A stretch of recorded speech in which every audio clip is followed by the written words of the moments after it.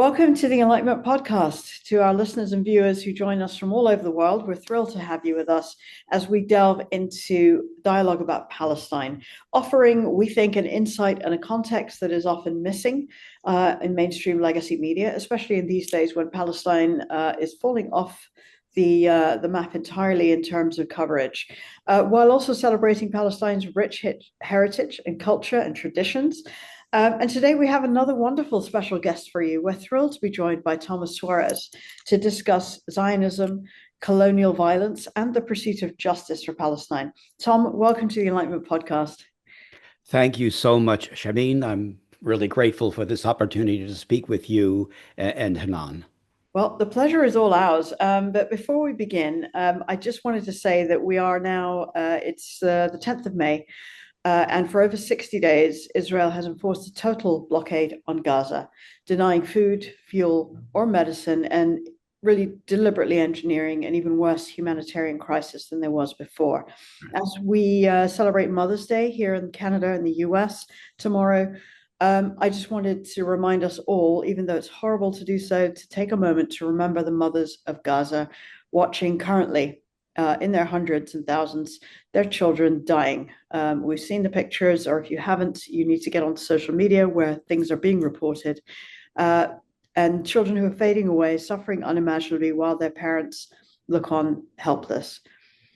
There is an aid ship, the Conscience, part of the Freedom Flotilla Coalition, which tried to deliver some supplies and was attacked by Israeli drones in international waters near Malta. And yet, at the same time, as wildfires spread in Israel, Western governments rush to help, but do nothing to stop Israel's war crime, according to the ICC and the ICJ, of deliberate starvation. Anyway, that's enough from me on my soapbox. I can never stop if I'm given a chance. But let me introduce to you Thomas Suárez. Tom is a London-based author, historical researcher, and professional violinist. He has written extensively on Zionism and the colonization of Palestine. His books include Palestine Hijacked, How Zionism Forged an Apartheid State from River to Sea, States of Terror, Writings on the Wall, Palestinian Oral Histories, Palestine 60 Years Later, and his newest book, Palestine Mapped, From the River to the Sea in Early Geographic Thought, which will be available, I think, this summer, 2025. So, Thomas, unsurprisingly from those titles, you can tell as an outspoken advocate for Palestinian rights and a vocal critic of Zionist colonialism. Thomas, welcome again to the podcast. Really lovely to have you here. Thank you. And just to also say welcome, Tom. Love your books. A must for everybody to read them. And let's delve in. It's not common and often to find someone who's a professional violinist and also a very deeply political writer. So can you just give us a bit of background about your personal history? What was it like growing up? How did those dual paths, art and analysis and politics, shape your worldview? Well, I grew up in a working class suburb of New York City, and we three, I have a brother and a sister, we were fortunate in that in those days, ordinary public schools in the United States had music departments. They considered the arts to be essential parts of an education, and it was my nondescript elementary school that introduced me to the violin. The other ingredient is that we were fortunate in having parents that taught us to think critically and, well, to use a 1960s slogan, to question authority, which was especially important as I came of age during the height of the U.S. war against Vietnam. And like so many people of all ages at the time, I was active in the fight to stop that war. Fast forward not too many years later, and Palestine began to look like what it always should have looked like, another colonial imperialist war for which, at that time, the US, after Britain, was principally responsible. Now, it was music that widened my world culturally, intellectually, and geographically, and music that ultimately brought me to Palestine. I lived in Bethlehem while teaching at the East Jerusalem branch of the of the Palestine National Conservatory of Music, crossing checkpoint 300 twice a day, and also sometimes teaching in Ramallah and Nablus. The end of my time teaching in Palestine came when I accepted the position of violin and viola teacher at the Gaza branch. And then, not surprisingly, the conservatory and I spent the next year trying to get me past the Israeli blockade without success. Now, my being blocked from my teaching post in Gaza sounds like trivia in context of what's going on now, but I mention it because it is essential to understand that it is systematic of the Israeli obsession with blocking Palestinian achievement, which is necessary in its genocidal need to erase the Palestinians. In other words, even people who understand that the siege of Gaza has nothing to do with Israeli self-defense typically dismiss this sort of thing as collateral damage in the charade. But no, it is far more sinister than that. It is calculated. Israel is not interested simply in pushing the Palestinians off their land and using the people holed up in Gaza for target practice. It is obsessed with erasing them from existence, even their memory. It must do that in order to become the native. In my example, it acted in terror of the prospect of Palestinian children playing the violin. A year later, thankfully, a Russian teacher, a Russian violinist with some family in Gaza, was able to slip in through Egypt. Amazing. So let's talk about we talked about the violin there. It was interesting, but as a novelist and a filmmaker, I'm drawn by transformative moments. Every story is about that. Every human life is about that. So your writing is very much laser focused, as you just mentioned, on the Zionist project, which is Right. this sense of erasure of Palestinians. Was there a moment that was a turning point for you coming to this focus, or was it kind of a path that you came to slowly? I would say it was more of a slow unraveling. I'd like to understand how things work. And in the case of Palestine, to understand how a blatant crime right in front of everybody's eyes could continue for more than a century. I became obsessed with understanding how that worked in order to understand how to switch it off. First, I felt that the standard understanding of the history of the region since, let's say, since the First World War and the Balfour Declaration and through to the establishment of the Israeli state, that the history of the Zionist movement in Palestine, and in particular the history of the terror gangs, was always a bit blurry, that there was something missing. There was something more to the story than I had been able to learn from the standard literature on the subject, as regards not just the terror against the Palestinians and the British, but Zionist terror against Jews. That brought me to a several-year hunt through the British National Archives. This was a treasure trove. Some folders, though declassified years ago, had not been adequately examined. Some had only recently been declassified, and some were still classified, and I petitioned to have them declassified with hit or miss success. Sometimes yes, sometimes no. The result of all this research is the core of the book Palestine Hijacked. Yet none of what the British record firsthand on the scene explains the larger question of Israel's bizarre impunity, since the British were and remain participants in the impunity. So I simultaneously became more and more obsessed with answering the question, how does this work? We need to understand what powers this monstrous machine in order to know how to defeat it.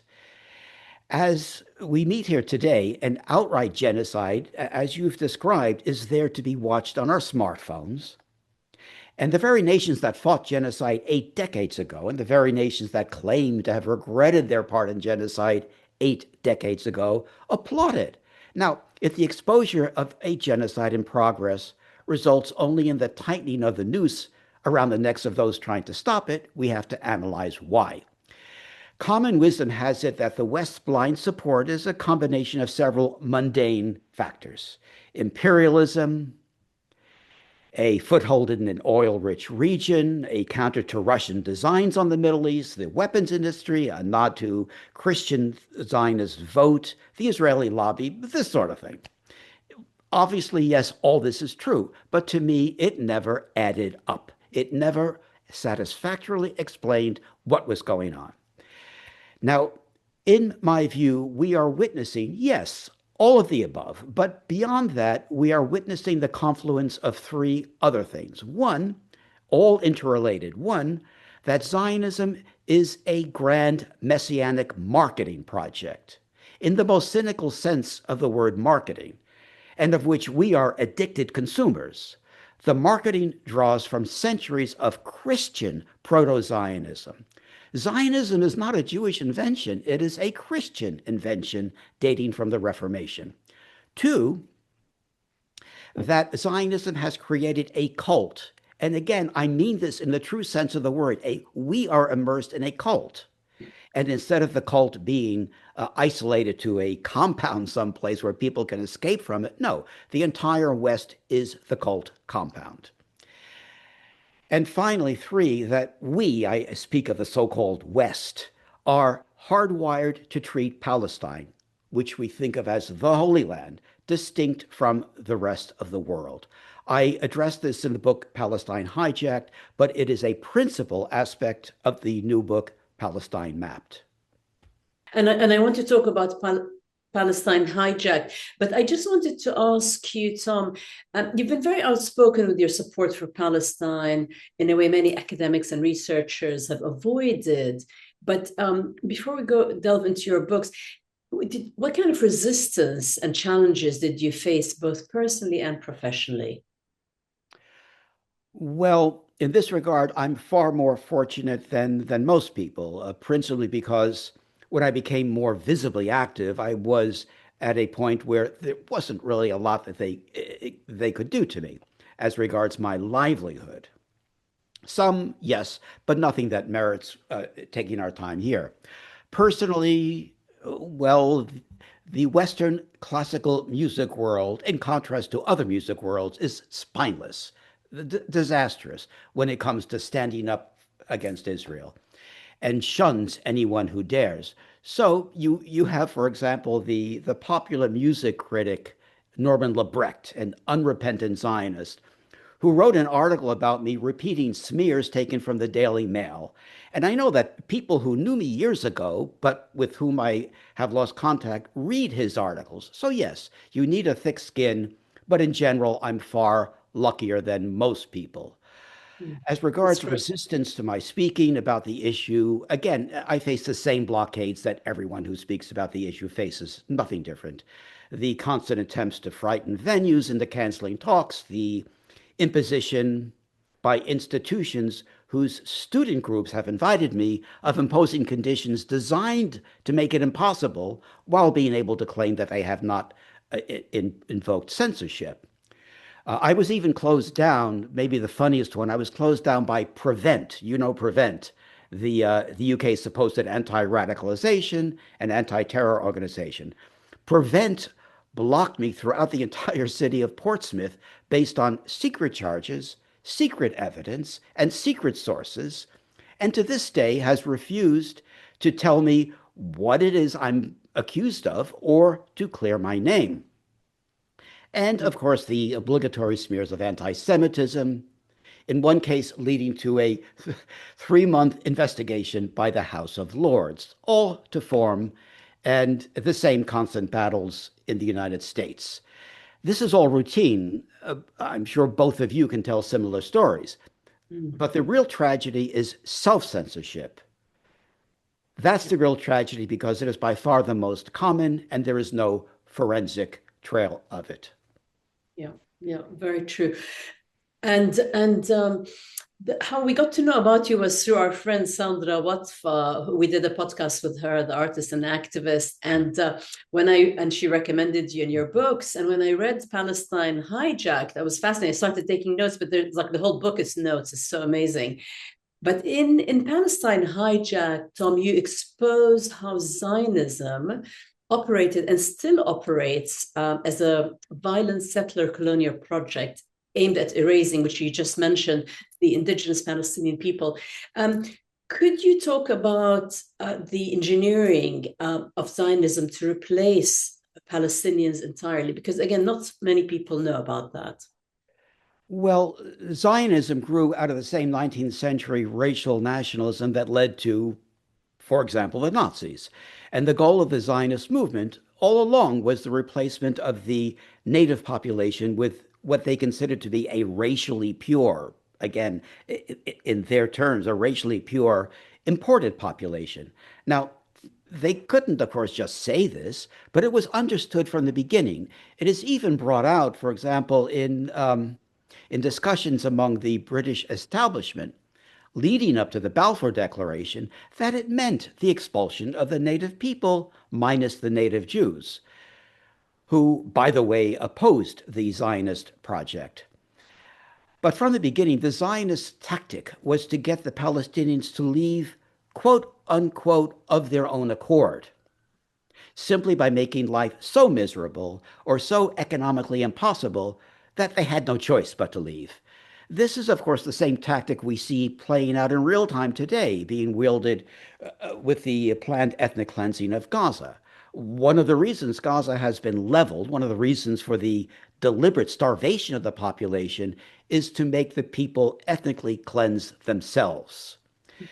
The same continues more subtly in the West Bank and East Jerusalem.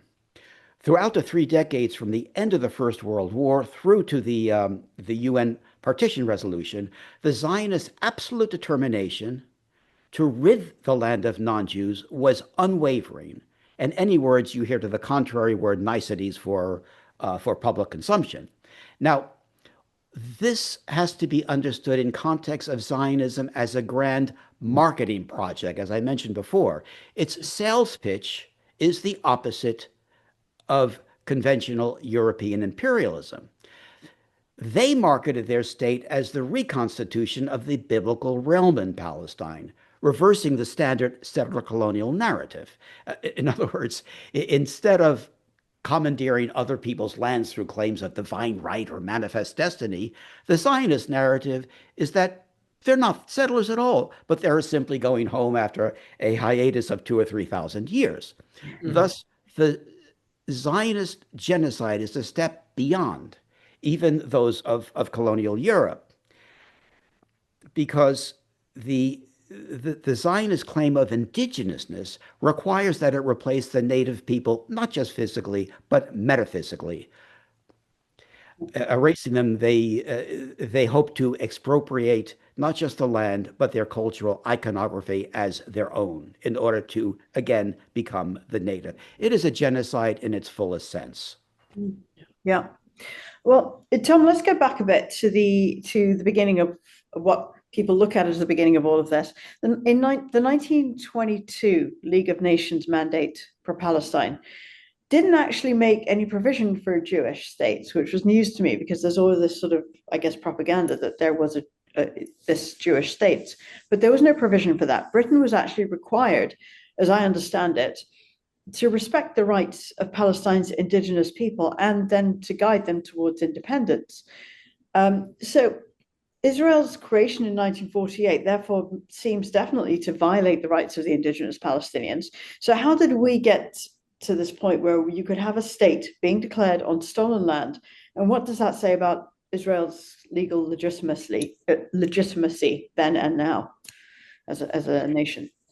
Well, to begin, obviously, there has never been any legal legitimacy to this, much less any moral legitimacy. The Balfour Declaration, incorporated into the League of Nations, was a masterpiece of evasion and double talk, and everyone knew what it meant. Everyone knew that it did not mean the words on the page. The words were evasive, vague, and malleable so that they could be reinterpreted as the situation arose. It is clear from the records of the day that the Zionists planned a state and that everyone knew it.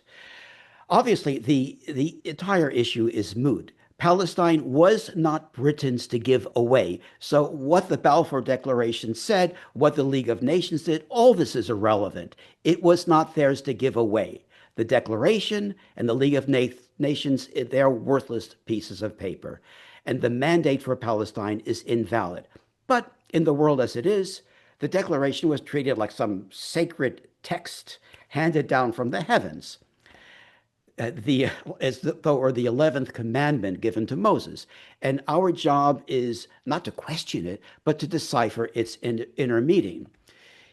It's funny that 3 decades later, in 1947, then Foreign Secretary Ernest Bevin is still being asked what the Balfour Declaration in the League of Nations papers, what it means. And Bevin throws up his hands in exasperation and says, I have no idea, and Balfour is dead. So going back to 1917, the British win the war, the Ottoman Empire is defeated, and Britain becomes the caretaker of Palestine. Major General Sir Louis Bowles is put in charge. Now, the British military, whatever we may think of it, many of its officials operated within their own ethical standards, which for Bowles meant that no change could be made to the infrastructure or the population of Palestine while its future was being decided upon. And this was codified in law. And so for the few years that Bowles was in charge, that is to say, between the end of the First World War and the start of the British Mandate, he was furious that the Zionists were doing what they wanted with the acquiescence of the British government.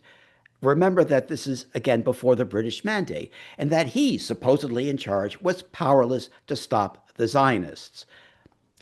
By the way, as you probably know, one of the most extraordinary present-day Israeli talking points is that the Balfour Declaration, and again, this figures into the League of Nations, it refers to the civil and the religious rights of the native population, but it does not refer to their political rights. And therefore, according to this talking point, the Palestinians legally have no political rights. The mentality involved here is so Twilight Zone-esque that we often fail to grasp the level of mass insanity and consummate racism that we're dealing with. Very much so. Yeah, very much so. And as you say, it wasn't theirs to give or to decide on. And also in Palestine Hijacked, in your book, you expose how the Zionists use terror, assassinations, bombings, from early on, to which not many people know about, to seize Palestine, targeting not only Palestinians, but as you mentioned at the beginning, also anti-Zionist Jews. But the propaganda about the founding of Israel is a myth, and it's all about victimhood and refuge, and it's reinvented, if you like, regurgitated in a way that most people don't know the truth, and you've exposed that. So so what does this historical record reveal about the foundations of Israeli violence today? Because it started then and it continues to this day. Zionism has always been interested in Zionism, not Jews. Jews are its victims, its means, and its fuel. The fuel for the whole project, which it must ensure never runs out, is anti-Semitism, whether real or imagined. It must ensure that there is always this horror of anti-Semitism in the public eye in order to justify what it does.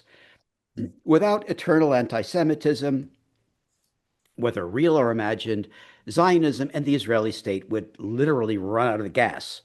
This is the reason for the obsession with demonstrating anti-Semitism, and it is the reason why, by the victims of this cult, often stage anti-Semitic incidents, which I believe is a phenomena more common than has been understood. And so, in today's upside-down world, the very people being sidelined as anti-Semitic are the very people whose struggle for Palestinian liberation is, by definition, a struggle against anti-Semitism. But yes, many Jews died because of Zionism. Even during the darkest days of the Holocaust, the Zionist movement was interested not in saving Jews from the gas chambers, but in furthering Zionism. There are recorded cases of opportunities for Jews and others in harm's way to be evacuated. But the Zionists blocked these projects because they were not being evacuated to Palestine. There are many cases of Jews seeking safe haven and being blocked from it by the Zionists because it was not in Palestine.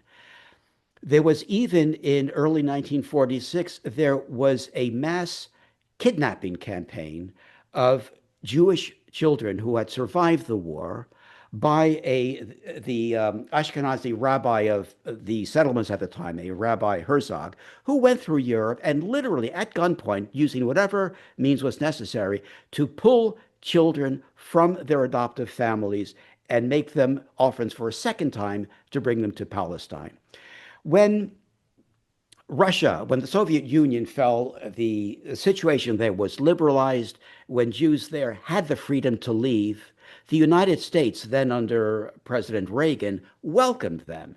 It was the prime minister in uh, Israel at the time, I think it was Shamir, who actually made a deal to block them so that the Jews fleeing Russia had no choice but to go to Israel. Zionism was always above everything. Zionism was the holy grail that Jews were sacrificed for. And I think this is one of the uh, great Achilles heels of the Zionist movement for this to be understood, that it has nothing to do with Jewish dignity or safety. It is the opposite. Yeah. And I think you make it very clear in your book about the taking over of Palestine by the Zionists. It was deliberate, ruthless calculation. It was a plan. It was done with precision to ethnically cleanse the indigenous Palestinian people, even though their propaganda spins it otherwise. So I think it's really important. And also, I think Ilan Pappé, the Israeli historian, praises your research and your books as well. Just sorry to add. Well, I want to go back to 1947 again, just to keep clarifying this history. Resolution 181, Tom, which was the 1947 partition plan, I think. This was non-binding, passed without the consent of any Palestinians, and backed by a handful of colonial powers, which, I think there were 33 countries or something at that time. Can we just touch on again the legal weakness of this plan and how it shaped everything that followed? Well, as regards the immediate legal weaknesses of the plan, obviously it violated the UN's own charter in its denial of Palestinian self-determination. Yeah. And in that it only passed the General Assembly because the United States twisted the arms of some countries' representatives to vote in favor.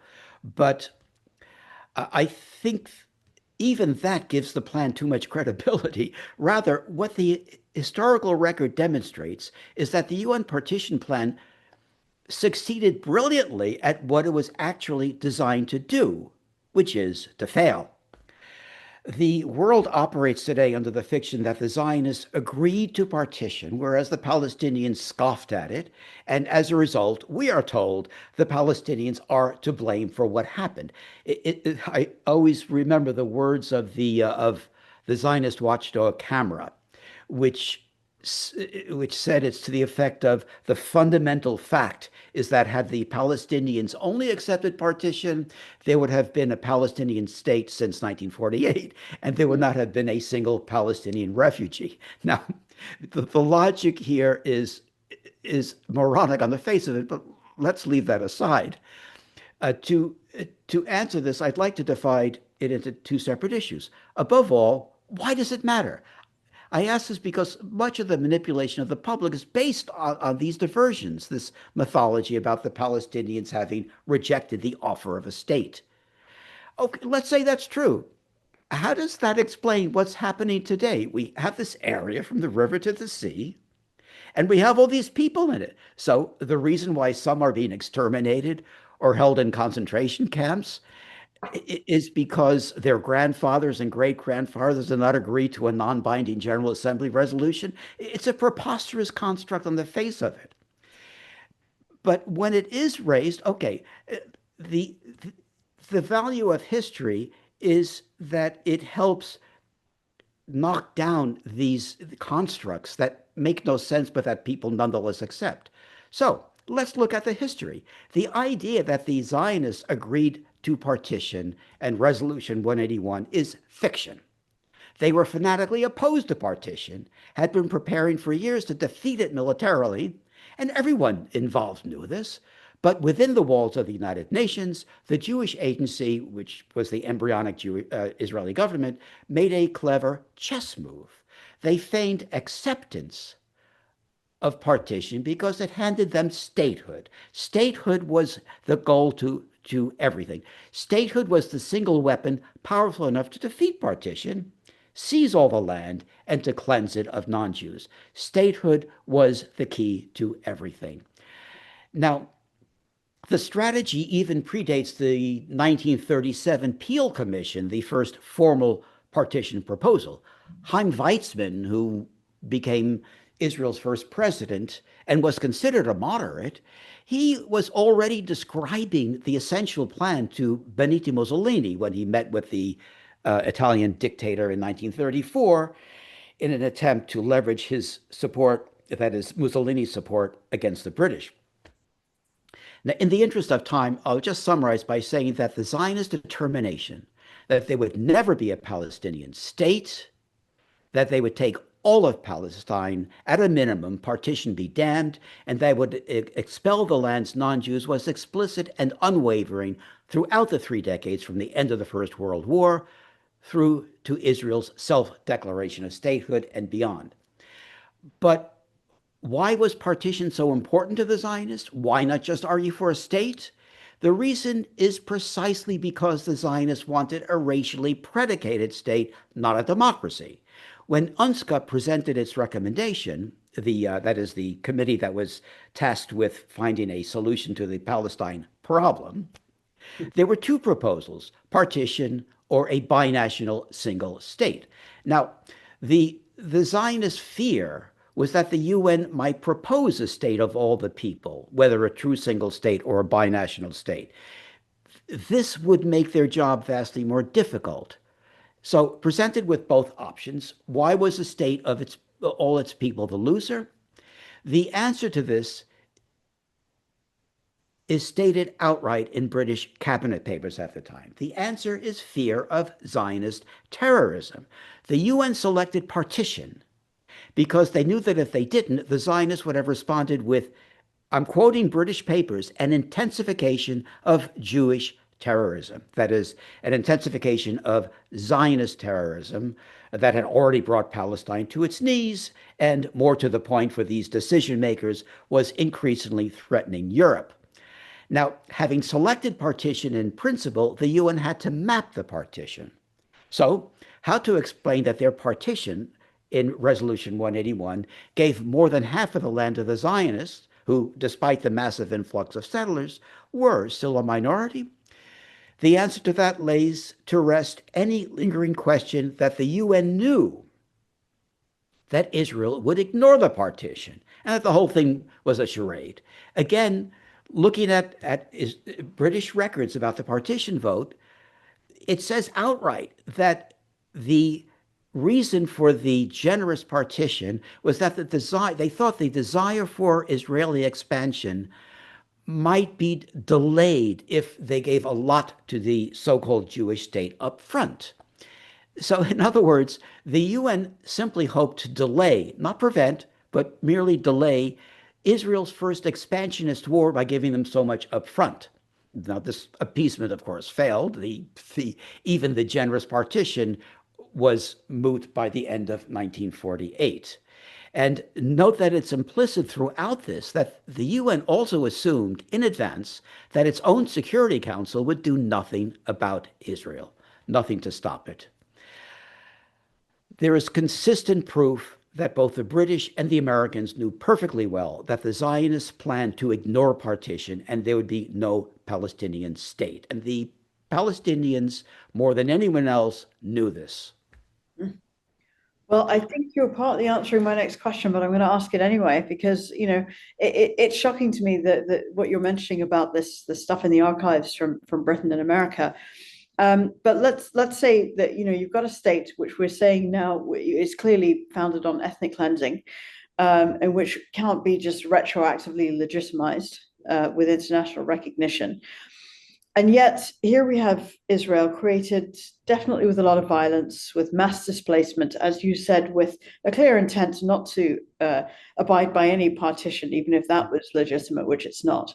So all of this lacks legal authority, and it fails under international law, but it's still not only treated as legitimate, but arms and weapons and everything are sent to Israel en masse. Why is this happening?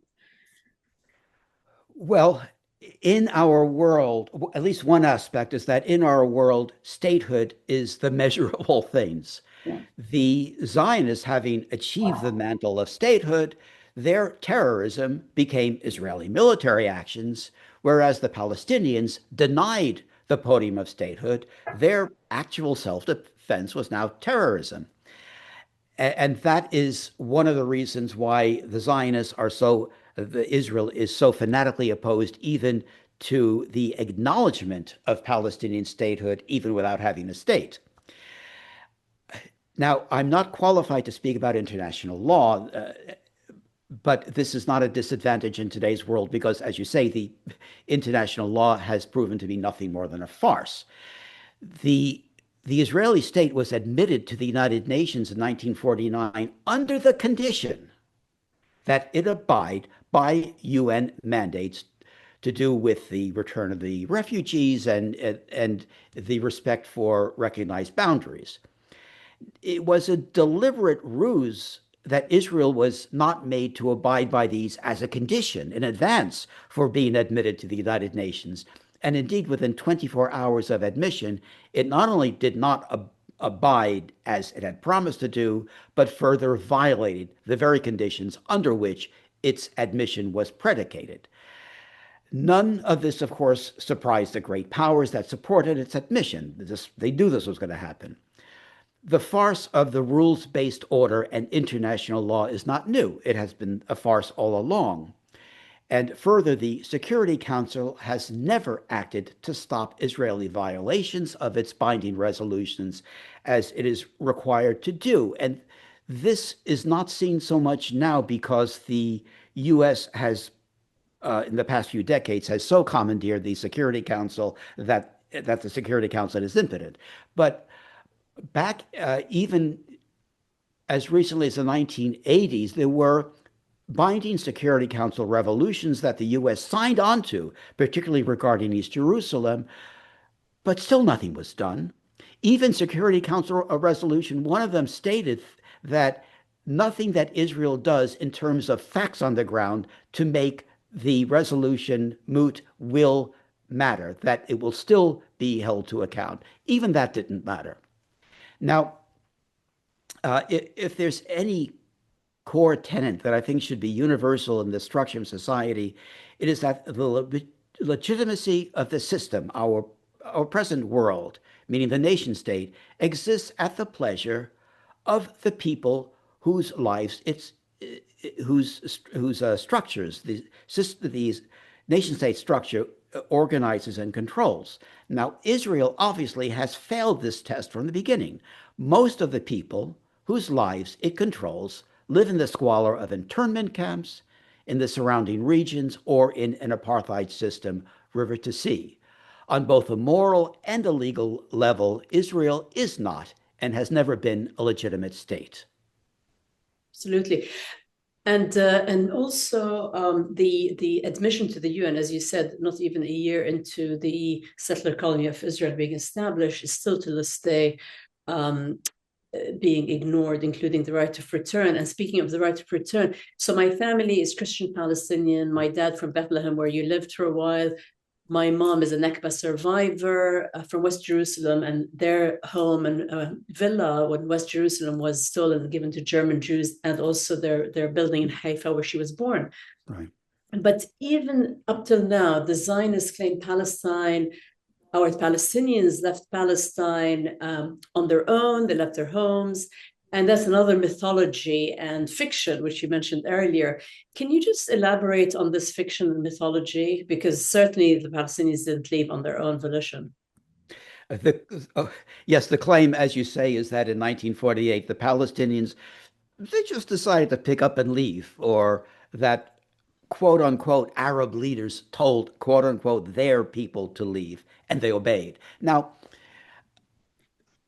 typically, I hear people responding to this idiocy by challenging the facts.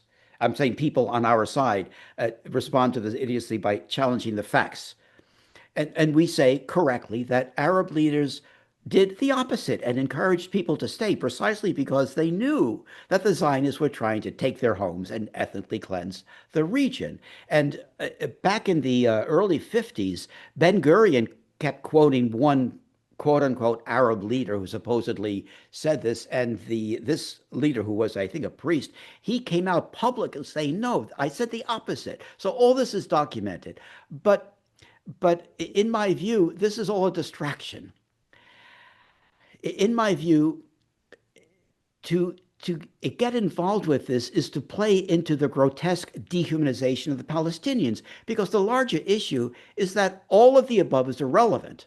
The whole construct is so bizarre. Let's say the Zionist propaganda is true, that the Palestinians just left their homes, or that someone told them to leave. So what?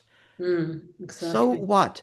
It feels surreal even to have to say these words, but all people have the right to leave their homes whenever they want, for whatever reason they want, regardless of who did or did not tell them whatever.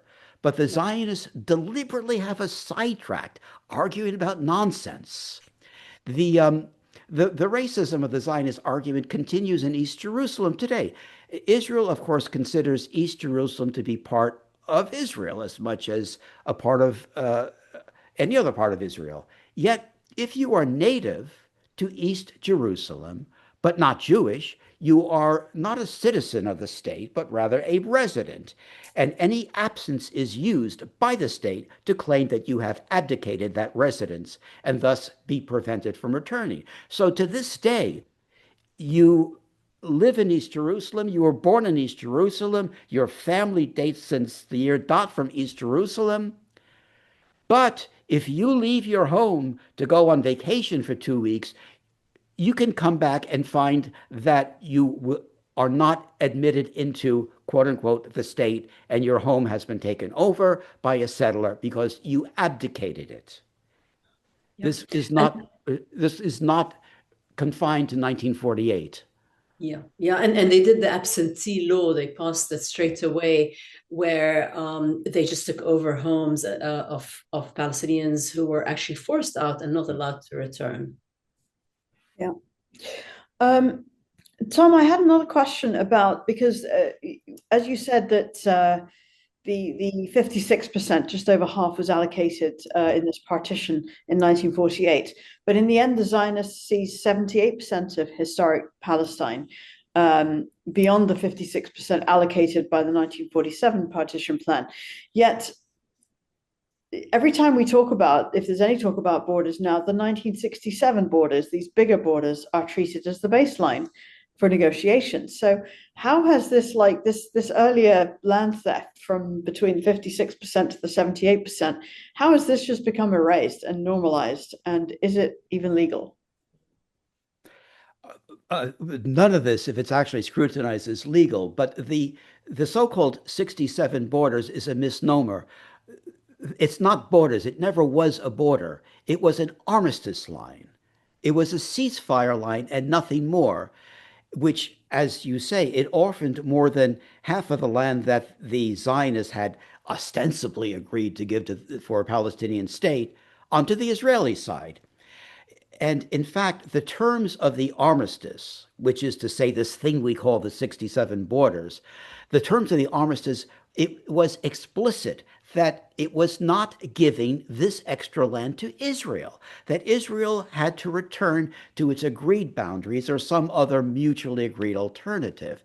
Now, of course, not only did Israel refuse, but from the beginning, it first of all, it occupied Mount Scopus, which was on the Palestinian side of the armistice line, and then it quickly settled new colonists on the Palestinian land between the partition and the armistice line in order to make the theft of land seem irreversible.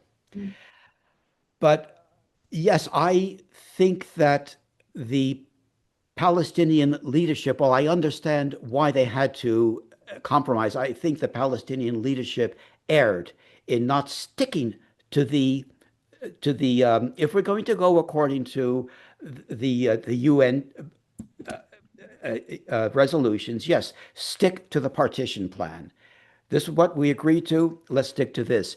Because once you start giving in, everything that happens after that is simply a stepping stone to some new starting point, which is why I've always been against most of the new resolutions trying to rein in an Israeli aggression, because they only make the previous ones moot, and they simply demand less and less and less of Israel. Yeah, so normalized over time. Tom, I also wanted to ask you about apartheid, because my family is South African Indian, and they lived through apartheid, my parents and grandparents. And it seems to me that Israel's brutal apartheid is even worse in so many ways. It's not that you want to compare these things, but there's this daily humiliation and subjugation of Palestinians, for whether it's checkpoints, ID systems, sanitized roads where Palestinians are not allowed. And apartheid is a war crime under international law.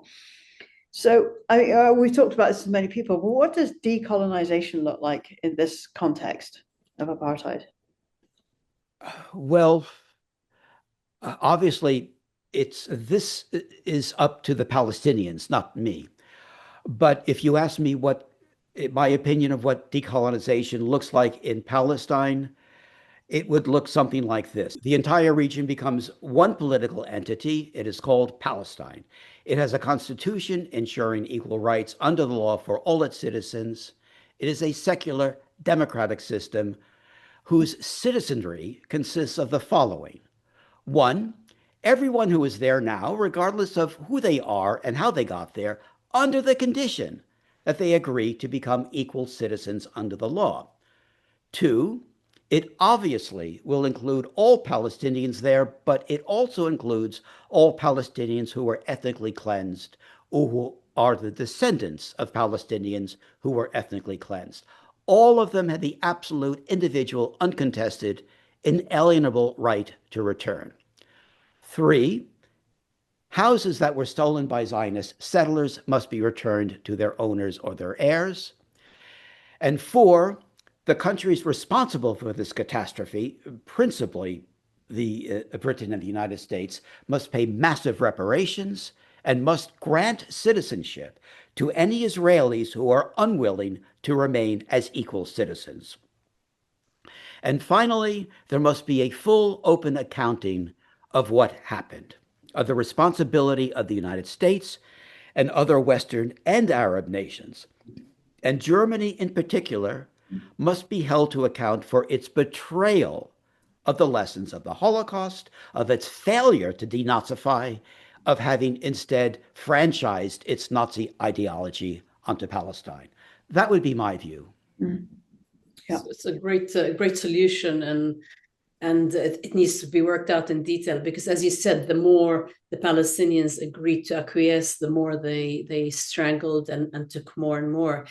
And in just to go back to Palestine Hijacked, in your book, you write about the Zionist, excuse me, you write about the Zionist control and how it's always relied on siege, expulsion, containment. Can you talk about how this is also being used now in Gaza, starving, bombing, flattening, and this kind of continuation of the settler colonial pattern, which continues, and now we're seeing it because of social media, while people didn't see it till even a few years back.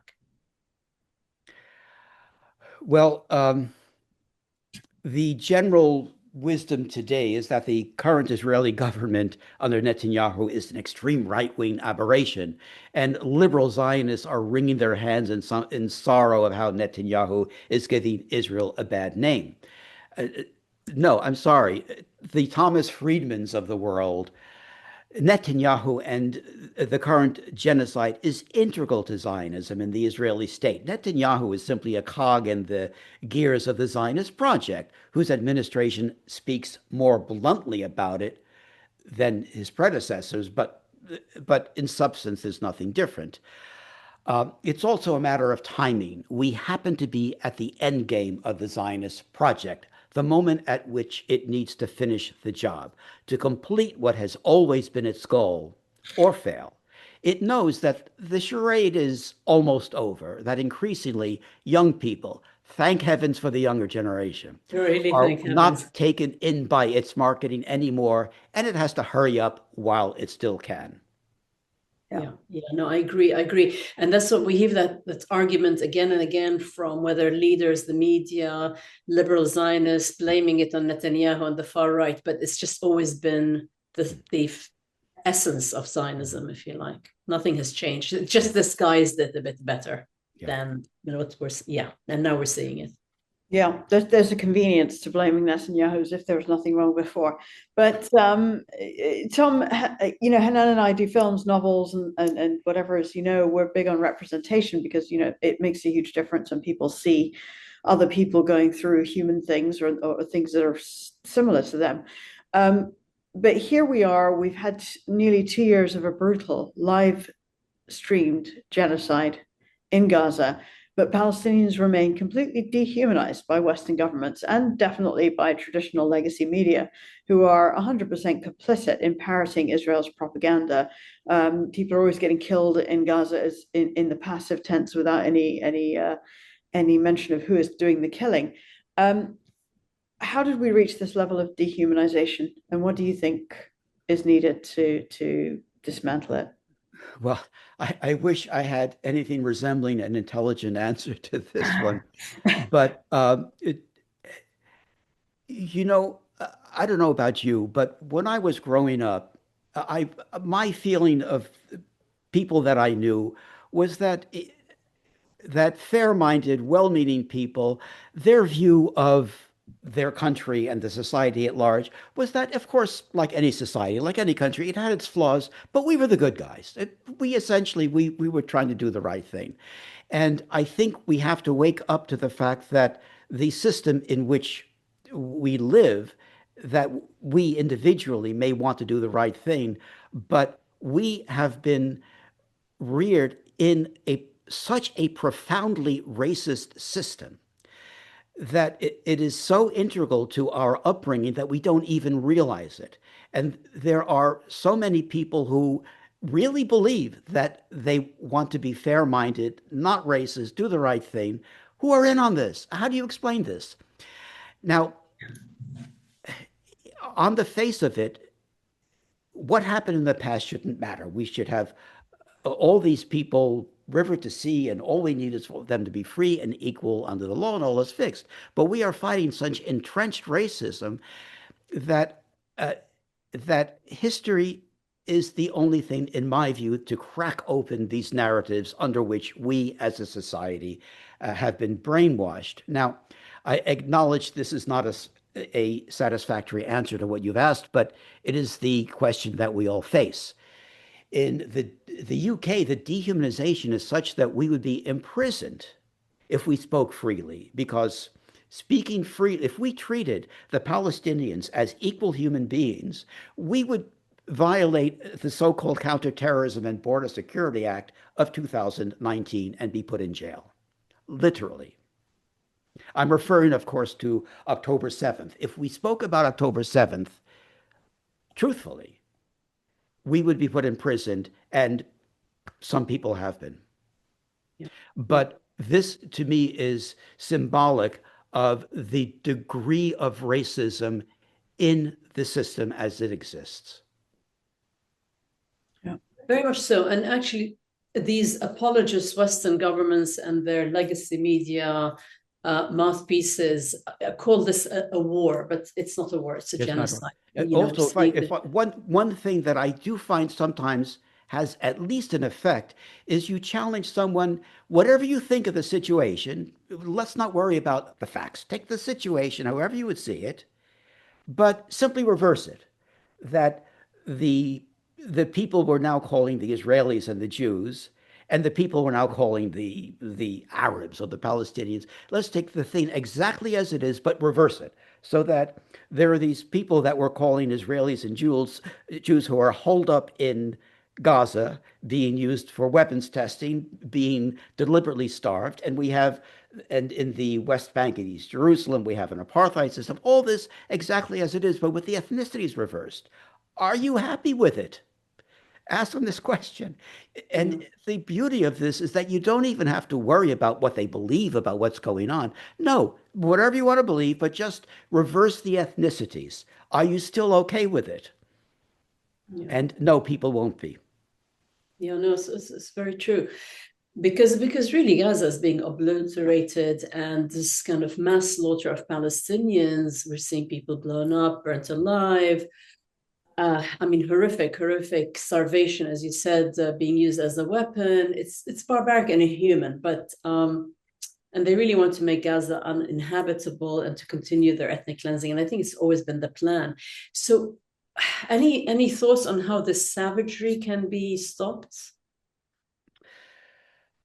Like the previous question, I wish I could answer this intelligently, but as regards specifically the front burner genocide in Gaza, distinct from the back burner genocide that has been going on since 1948, the key, in my view, is to force the issue of October 7th, not to run from it, but rather to insist on addressing it.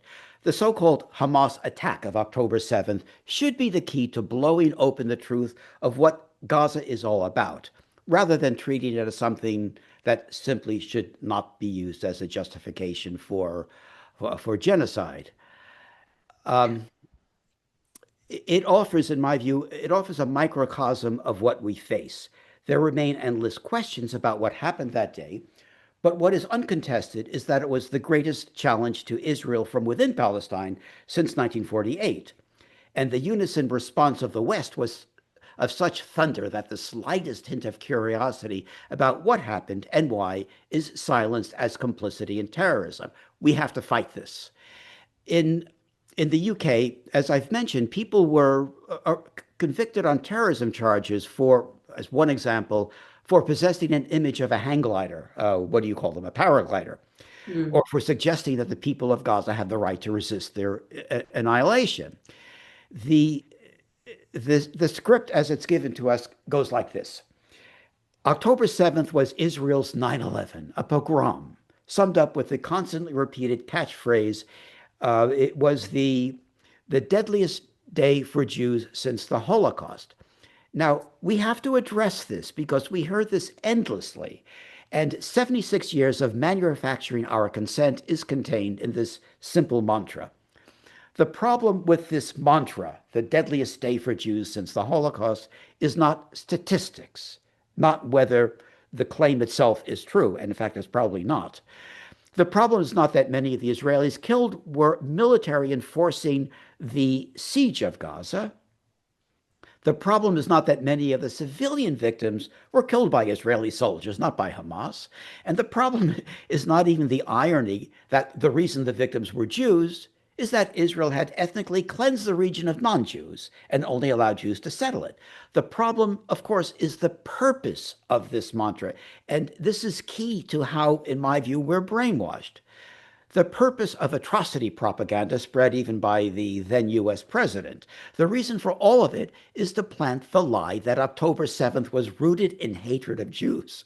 reinforcing the carefully, excuse me. Absolutely, absolutely. And that's the propaganda we keep seeing again and again from the beginning of Zionism, if you like, to this day. Yeah.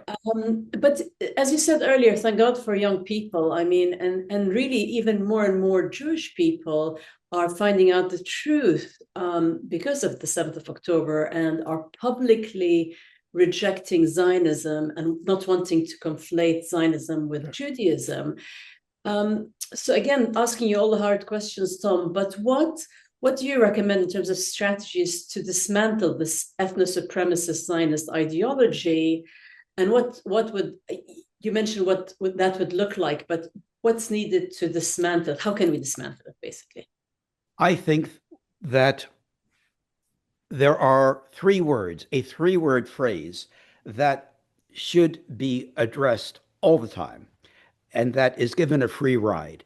It is the term the Jewish state, which is the brilliant slogan of the Zionist marketing project. Now, we accept this trilogy of words with little thought, but what does it mean? Well, as Israel's defenders tell us, there are Christian states, Buddhist states, Muslim states, Hindu states, and Israel is the only Jewish state, with the insinuation that if you're against it, that must be why. Now, no, this is false advertising. Israel is the only Jewish state, not in the sense that there happen to be no others, but because by Israel's construct, there can be no other. The key word here is the article the. Israel claims to be the, not a Jewish state. It claims to be the state of all Jews, like it or not. Its claim over Jews is global and involves ethnicity, DNA, not citizenship. If you're Jewish, it claims to own you. The very sound of the term Jewish state is a military weapon. It demands unqualified respect and creates this magic shield around Israel, like a force field. The slogan acts as a talisman to ward off any unkind words. Now, what Israel means by it is a perversion of Jewish identity into racial nationalism, and I think we have to bang on about this, because exactly this phrase that is used to shut us up is, in fact, a key to defanging Zionism, to exposing it for the abuse of Jewish identity that it is. This is also, of course, part of the whole problem of the smear of anti-Semitism. But it all starts with this hijacking by Zionism, by the Israeli state, this hijacking of Jewish identity. This, to me, is the key of demystifying Israel and robbing it of its power. Yeah, yeah. Speaking of Palestine hijacked and this hijacking, your book exposed how Zionists use humanitarian language to kind of mask colonial conquest. While Writings on the Wall, on the other hand, your other book, one of your other books, preserves Palestinian testimony. So what drove you to sort of take on these different histories in your books, and what impact have you seen from them? Well, Palestine Hijack is intended as a sort of hands-on handbook for countering the brainwashing. It is actually intended as how can I describe it? I was trying to write a sledgehammer to crack open the bubble of narrative that keep us compliant. Because that was its purpose, I carefully avoided Palestinian testimony, so that as to leave no room for critics to dismiss truth as hearsay. This was a deliberate decision, which I think was correct, as much as I would have liked to have included Palestinian testimony. Writings on the Wall was my opportunity to do the opposite, to give voice to some Palestinian testimony, however limited. The decision to keep them separate was, again, it was deliberate and I think correct, but that is the reason for the two separate books. Yeah, fair enough. And also, we talked briefly about the clamping down of Western governments on Palestinian solidarity. We've seen bans, police crackdowns, intimidation, legally expelling people and so on, including yourself, with venues being cancelled. But I mean, Tom, what does that say about this level of silencing, censorship, and the so-called democratic values of the West and the freedom of speech of the West? And where are we now with this? Oh, well, I'm sure you can probably speak you could speak even better than I could about that. But regarding democracy, the U.S. is a prisoner to two-party monopoly in a system that is designed to prevent the will of the people, and a large part of whose population, across economic and social and political strata, is deliberately dumbed down to the point where pulling a lever in a voting booth has little value. Most recently, in regard to Gaza, the U.S. public has two choices and none others. It had the choice: do you want democracy? Do you want genocide with a smile? You vote for the Democrats. Do you want genocide without the smile? You vote for the Republicans. Take your pick. This is our democracy. Here in the UK, the one time we had a chance for a truly progressive government, I'm speaking, of course, of the rise of Jeremy Corbyn, his wide, unprecedented populist support meant nothing. He was brought down on charges of anti-Semitism, not just by the Israeli lobby here, but by opponents of social change who simply used the ruse of anti-Semitism because it was convenient and effective. Now, to be sure, I hold Corbyn largely responsible for what happened because of the way he handled it, but that's besides the point. We are given a spectrum of permissible debate, and we are told that this is free speech. So what happens after any Israeli assault, be it cast lead, protective edged, or today's genocide, the spectrum of permissible debate ranges from to the effect of Israel is completely justified. Israel has the right to defend itself. This is on one extreme of the spectrum. All the way to the other absolute extreme, well, Israel might be overreacting. Its responses might be disproportionate. That's the other end of the three. The truth lies off the spectrum of permissible speech. And indeed, here in London, were I to voice on this discussion the truth about October 7th, as I have repeatedly said, I would be in trouble. The truth lies in a forbidden area. Yeah. But we have the spectrum of permissible speech, which does not include the truth, but we're told this is free speech. Yeah, I think that's exactly it. They give you this kind of field of play. It's like the illusion of democracy. It's the illusion of free speech, because just enough to keep everybody not questioning it. Having said that, I think more and more people are questioning it. But one of the other things that I was intrigued about in your work was how you've explored economic domination, which of course is so important, that power holding. And you've talked about everything from land expropriation to monopolies to banking control as forming the backbone of Zionist power. Can you discuss a little bit more about this economic control as a tool to colonize the Palestinians or to help colonize? Well, quite simply, it is a forced dependency upon Israel. And by Israel, I include the Palestinian Authority, which is nothing more than the hired hands of Israel. The dependency upon these for everything. Palestine, since time immemorial, had been a self-sufficient society. Since Zionism, all means of self-sufficiency have been commandeered deliberately in order to make the Palestinians dependent, in order to control them, in order to discourage them, and in order to dehumanize them. Israel controls the economy of the West Bank hands-on, controls the economy of Gaza even under normal circumstances from outside, controls the tax money raised from Palestinians, which is supposed to, by law, go back into Palestine, but which Israel diverts to its own interests. And much of the employment in the West Bank is through the PA, thus dampening rebellion against that collaborationist institution.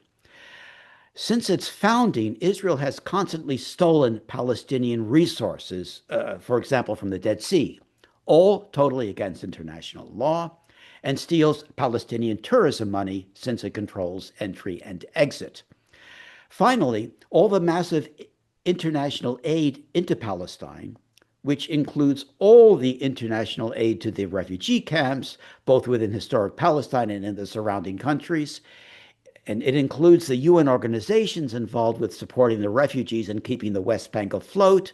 All of it is actually further payoff to Israel because all this money is simply covering up the sabotage of Palestinian self-sufficiency and paying for Israel's occupation and destruction of Palestine. It is, in sum, it's a totalitarian web of economic control which bleeds Palestine dry and renders non-Jews dependent. I say non-Jews because it doesn't affect the settlers in the West Bank, and for which the so-called international community foots the bill and, in the final insult, labels it as aid to the Palestinians as though they couldn't support themselves. Yeah. And not only that, when Shamim and I were visiting a few years back, we visited a friend from 48, a Palestinian, and she was in a village outside of Tel Aviv, beautiful homes, Palestinian homes, but the roads were really damaged, the garbage wasn't collected. And we said, well, how come? And she said, we pay our taxes, what have you, but they make a point of making our lives miserable. So it's another way of keeping them sort of that whole hierarchical system and taking their money without really giving the benefit, if you like. But just to go to your activism, I mean, you've supported several Palestinian rights initiatives for years, and you've been very vocal and you've written amazing books. So what efforts have really made the biggest difference that people can kind of be inspired by? I'm sure there are other people who will come up with equally valid opinions, but my own personal experience, the groups that most deserve our support are the local anti-Zionist or peace groups that do the day-to-day, non-glorious hard work of changing local public opinion. And I encourage everyone who is not already involved with such groups in their area to find out what is available and to join and to help them. For example, where I live in London, there is a fabulous group called CADFA, the Camden Abu Dis Friendship Association, which is in Camden and twins with Abu Dis. As regards national organizations, in the United States, the group that has proven itself to be the most courageous, the most active, and the most imaginative is, in my view, Jewish Voice for Peace. And I encourage everyone to become a member. And becoming a member does not mean simply signing up or contributing. It means that you are active. Equally important, on a different sphere, is PAL Legal, that is Palestine Legal, which, as the name suggests, fights the legal discrimination against the fight for Palestinian human rights. There are other excellent organizations, of course, such as the U.S. Campaign for Palestinian Rights. In the UK, there is the Palestine Solidarity Campaign, and there is IJAN, the International Jewish Solidarity Network. Yeah. Tom, I'd love to just talk about your new book, Palestine Mapped, which is coming out this summer. Do you trace how Western cartography was used to redefine Palestine, and therefore erase Palestinians?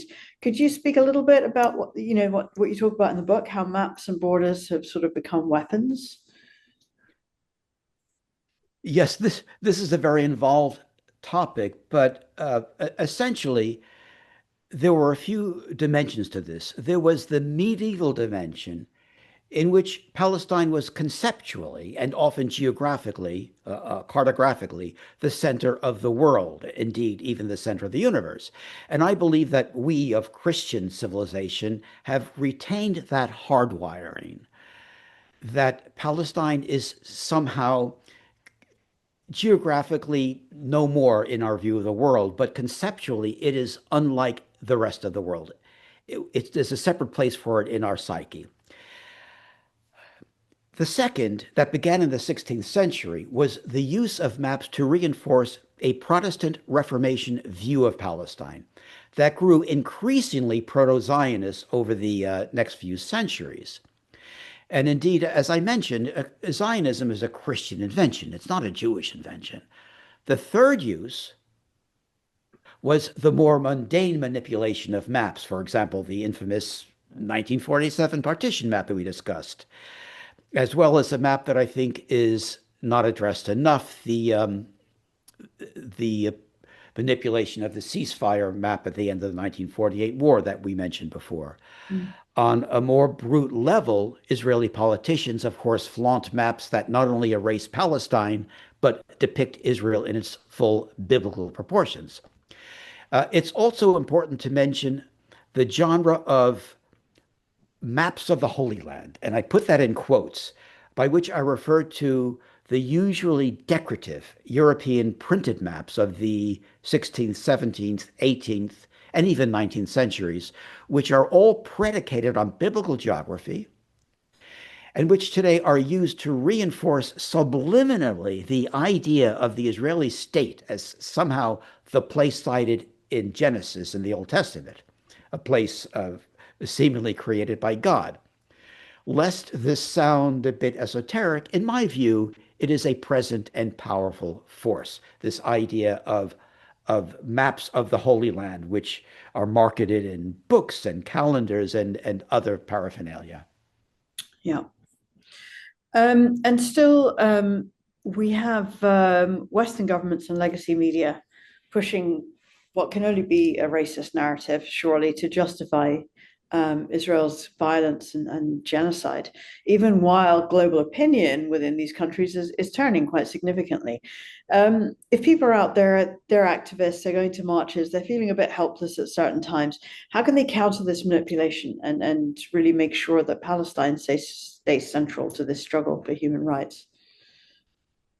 Well, in my view, you precisely hit upon it. We should focus on it as a human rights struggle. Mm. We of the great enlightened West love to congratulate ourselves on how we value equality and justice, a rules-based system that is applied evenly to everyone. We love to flatter ourselves with this. Okay, so let's hold ourselves to it. Harp on the idea that what we are asking for is that everyone from the river to the sea is equal under the law.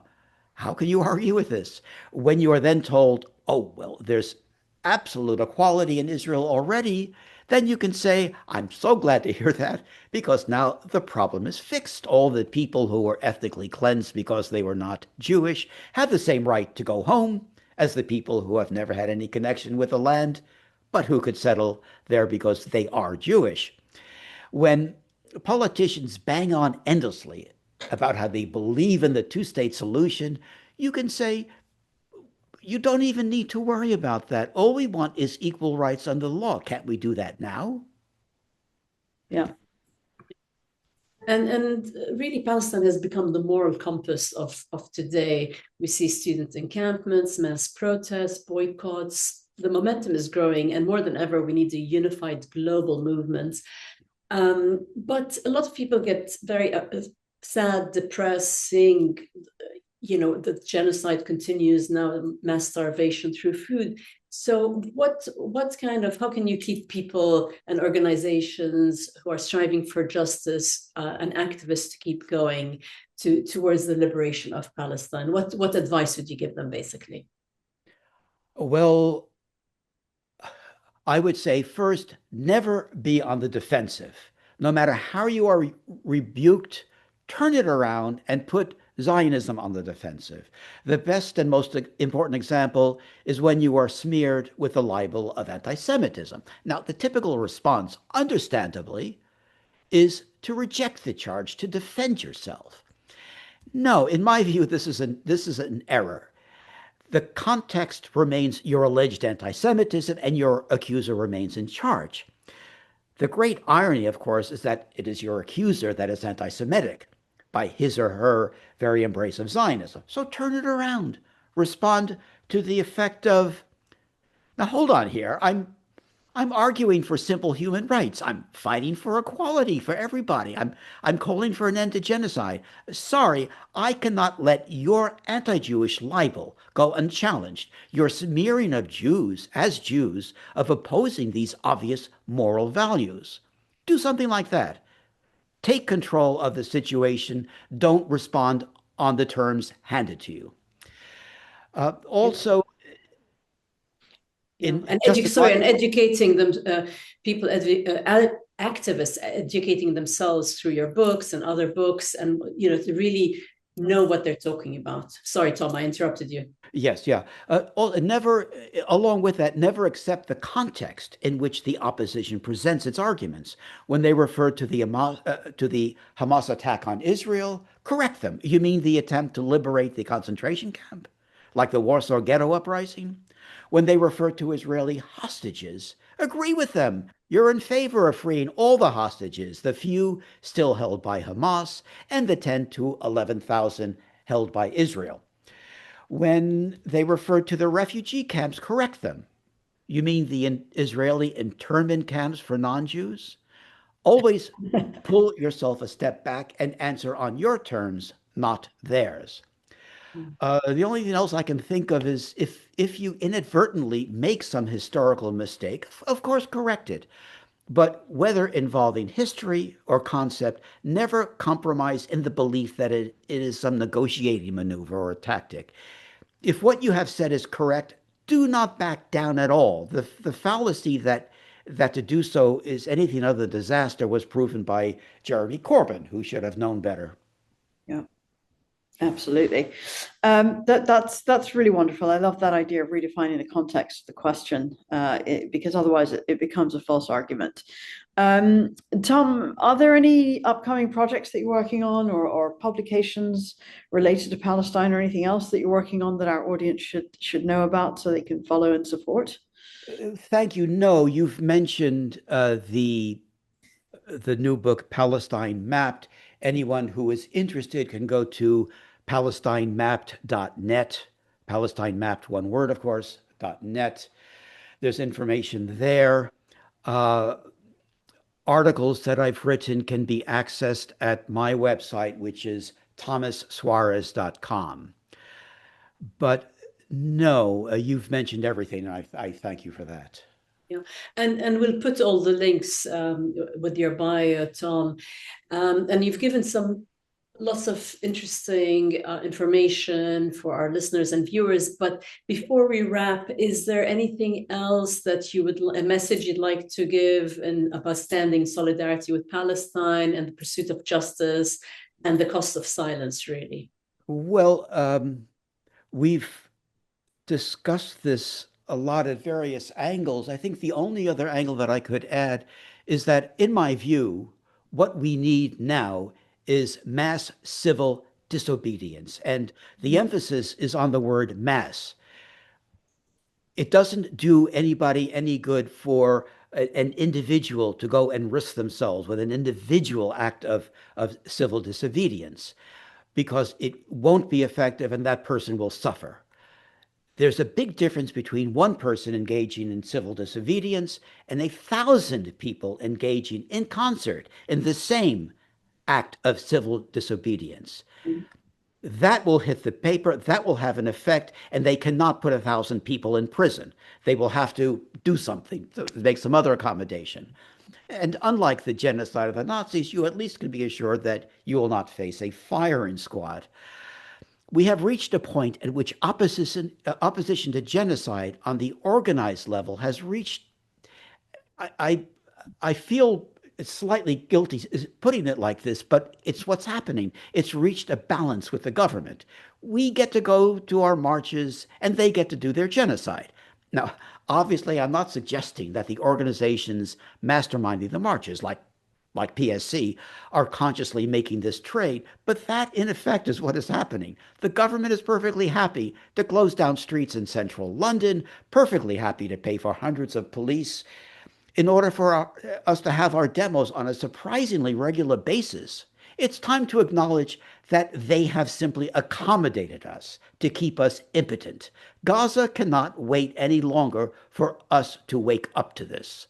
So I don't have the answer to this, except that we as a group need to be much more imaginative. We need to think out of the box. We need to organize and do something that does matter and that will involve civil disobedience, but done in such a way that we protect each other.